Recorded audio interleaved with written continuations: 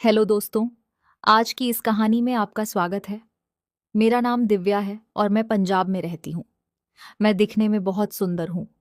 मेरी नीली नी आंखें, हाँ सुंदर बहे और गुलाबी होठ, कमर के नीचे तक लहराते काले घने और लंबे बाल हैं। 5 फीट 5 इंच की हाइट है और मेरे कोमल शरीर पर जगह जगह पर एक से बढ़कर एक प्राकृतिक सुंदरता उभरी हुई है। और मेरे इस शरीर के उतार चढ़ाव को देखकर कोई भी मर्द या लड़का अपने ख्यालों में पूरी तरह से खो जाएगा। मेरी शादी को 5 साल हो गए हैं। मेरे पति एक व्यापारी है। पैसे की वजह से वह अपनी पसंद की कोई भी चीज लिए बिना नहीं रह सकते।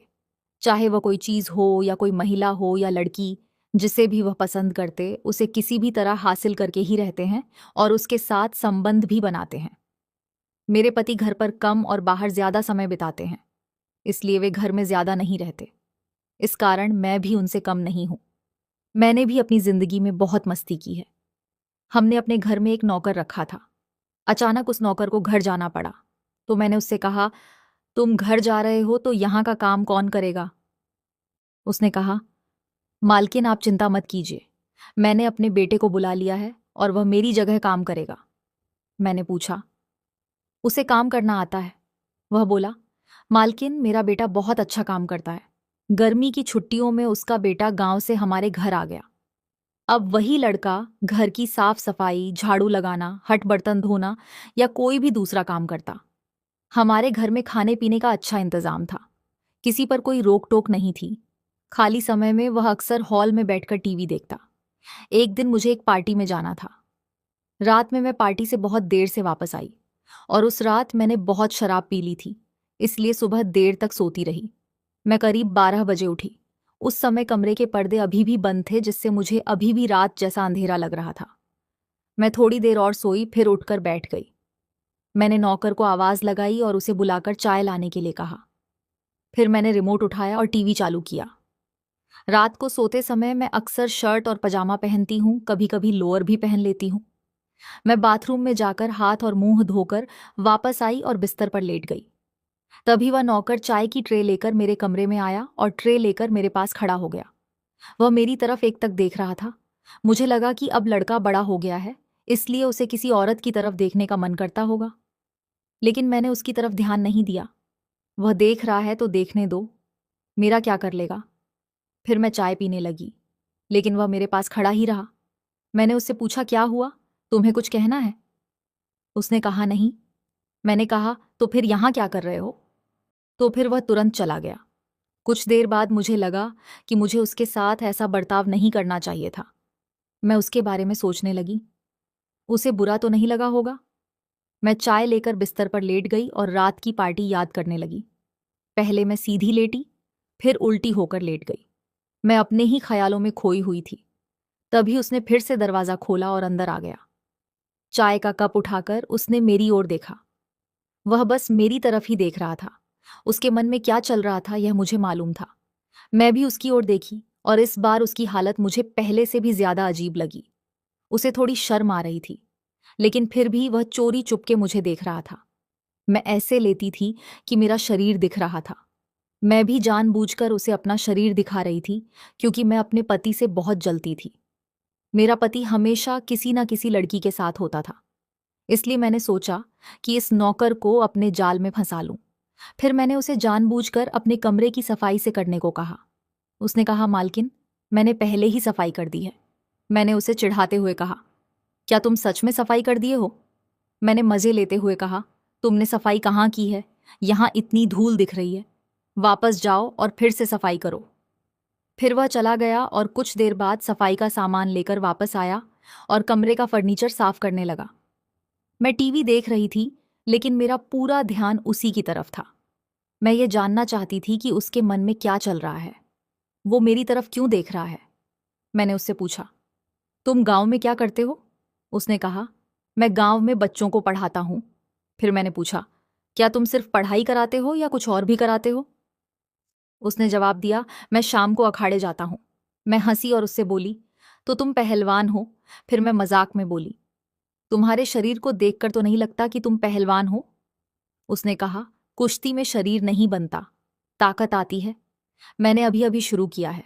फिलहाल मैं सिर्फ अखाड़े की मालिश करता हूँ, ट्रेन साफ करने और गायों का दूध निकालने का काम करता हूँ। मैंने पूछा, क्या तुम्हें मसाज करना आता है? उसने कहा, हाँ, मैं बहुत अच्छी मसाज कर लेता हूँ। उस्ताद जी सिर्फ मुझसे ही अपनी मसाज करवाते हैं। मुझे लगा कि ब्यूटी पार्लर में मैंने बहुत सी औरतों से मसाज करवाई है, लेकिन किसी मर्द से कभी मसाज नहीं करवाई। मुझे लगा कि अगर ये मुझे मसाज करेगा तो कितना आराम मिलेगा। मैंने उससे पूछा, तुम्हारा नाम क्या है? उसने कहा, मेरा नाम कमल है। मैंने उससे पूछा, कमल, क्या तुम मेरी मसाज कर सकते हो जैसे तुम अपने उस्ताद की करते हो? यह सुनकर वह शर्म से लाल हो गया और कहने लगा, मैडम, मैं आपकी मसाज कैसे कर सकता हूं? आप एक महिला हैं। मैंने कहा, मैं महिला हूं तो क्या हुआ? जाओ, किचन में तेल की बोतल रखी है, उसे लेकर आओ और मेरी मसाज करो। वह वहीं खड़ा रहा और कुछ बोल नहीं रहा था। फिर मैंने कहा, अगर तुम मेरी मसाज नहीं करना चाहते तो मत करो, जाओ और अपना काम करो। वह अब मानो किसी कश्मकश में फंस गया था। वह सोच रहा था कि अगर उसने मालिश की तो उसे मैडम के गोरे शरीर को छूने का मौका मिलेगा। कुछ देर तक वह वैसे ही खड़ा रहा। फिर मैंने उससे कहा, तू किस चीज का इंतजार कर रहा है कि जा और तेल की बोतल लेकर आ। वह किचन में गया और जैतून तेल की बोतल ले आया।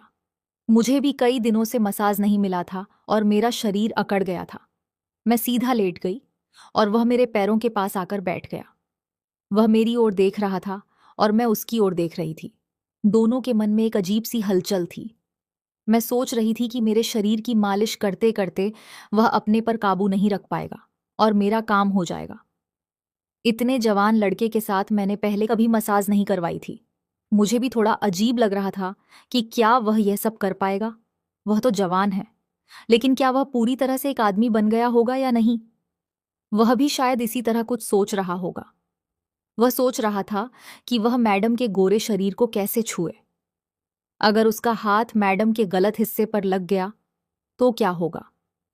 क्या जब हम दोनों कुछ देर तक चुपचाप एक दूसरे को देख रहे थे, तब मैंने अपना पैर उठाकर उसकी गोद में रख दिया और कहा, अच्छे से शुरू करो। उसने अपने हाथ में तेल लगाया और मेरे पैरों को धीरे धीरे मसलने लगा। मैंने उससे पूछा, क्या तुम अपने उस्ताद की भी ऐसे ही मसाज करते हो?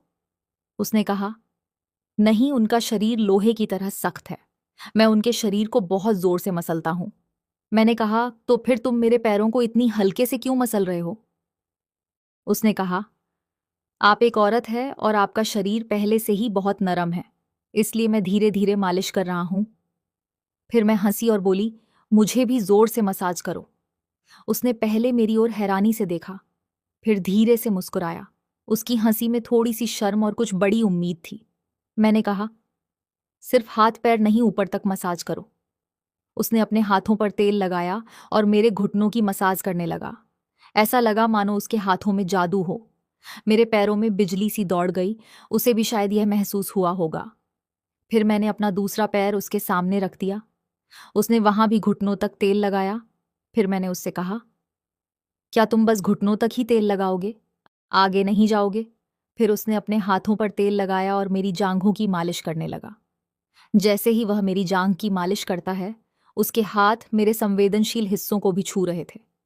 जब उसने उन हिस्सों को मसाज करना शुरू किया तो उसके कांपते हाथ मुझे साफ महसूस हो रहे थे। वह बहुत डरते हुए ऊपर की ओर बढ़ रहा था। मैंने उसका हाथ पकड़कर अपनी कमर पर रख दिया और कहा, यहां तक मेरी मसाज करो। वह मेरी कमर की मसाज करने लगा। उस समय मुझे ऐसा लग रहा था जैसे मैं 7वें आसमान पर पहुंच गई हूं।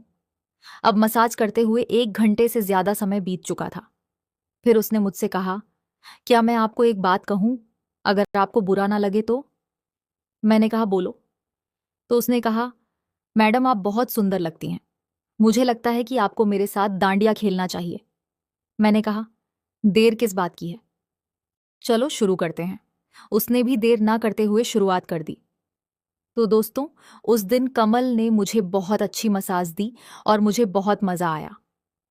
तो दोस्तों, ये थी हमारी आज की छोटी सी कहानी। आपको ये कहानी कैसी लगी कमेंट करके ज़रूर बताएं। अगर आपको ये कहानी पसंद आई हो तो लाइक करें और अपने दोस्तों के साथ शेयर करें। आगे भी